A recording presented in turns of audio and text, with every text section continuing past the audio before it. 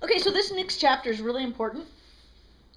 Jean Valjean and National Guard. Still properly speaking, he lived in the Rue Plumet, and he had ordered his life there in the following way. Cosette lived in the house with the servant. She had the large bedroom with painted woodwork, the boudoir with the gilded mouldings, and the judge's salon furnished with tapestries and huge armchairs. She had the garden. Jean Valjean had a bed put into Cosette's room with a canopy of antique damask in 3 colors, and an old and beautiful Persian rug, bought of Mother Gaucher's in the Rue de Feuillard St. Paul. And to soften the severity of these magnificent old things, he had added to this medley all the little lively and graceful furnishings used by young girls: a set of shelves, a bookcase and gilt-stamped books, writing desk, a desk blotter, a work table inlaid with pearl, a silver vanity case, a dressing table in Japanese porcelain, long damask curtains of 3 colors on a red ground, matching those of the bed, hung at the second-story window.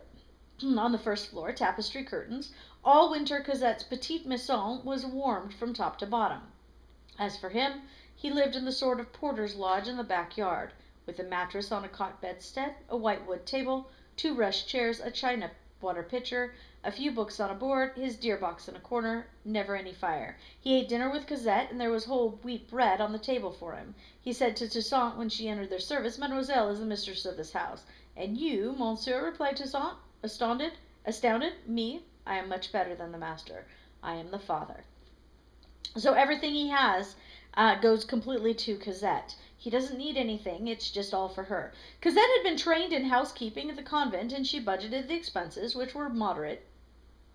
Each day Jean Valjean took Cosette's arm and went out for a walk with her. They would go to the least frequented walk of the Luxembourg, and every Sunday to Mass. Okay, remember, this is before she encounters Marius. As that is a very poor neighborhood, Mass always at Saint Jacques de Haut-Pas, because it was quite far away. As that is a very poor neighborhood, he gave a great deal of alms there, and the unfortunate would surround him in the church. Thus the address of Thénardier's letter was the benevolent gentleman of the church of Saint Jacques de Haut-Pas. He was fond of taking Cosette to visit the needy and the sick. No stranger came into the house in the Rue Plumet.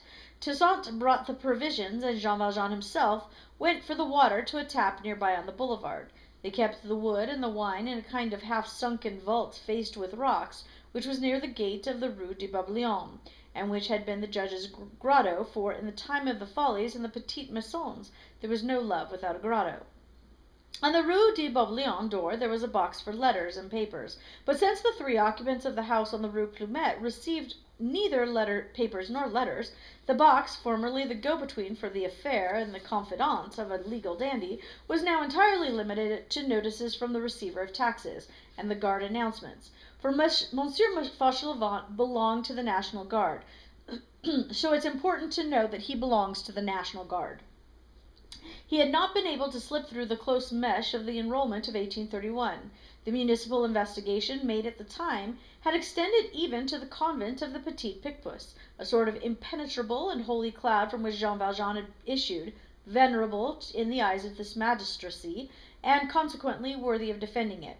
3 or 4 times a year Jean Valjean donned his uniform and performed his duties. Very willingly, in fact. It was a good disguise, which let him mix with everybody else while leaving him alone.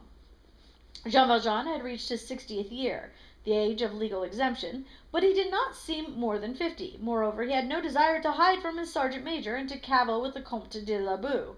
He had no civil standing.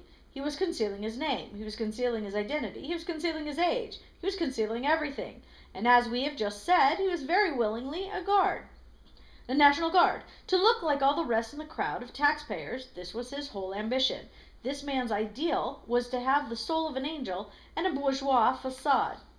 We must note one detail, however. When Jean Valjean went out with Cosette, he dressed as we have seen, and looked rather like an old officer. When he went out alone, and this was usually in the evening, he always wore the jacket and pants of a laborer, and wore a cap that hid his face. Was this precaution or humility? Both at once. Cosette was used to the enigmatic side of her destiny, and had hardly noticed her father's peculiarities.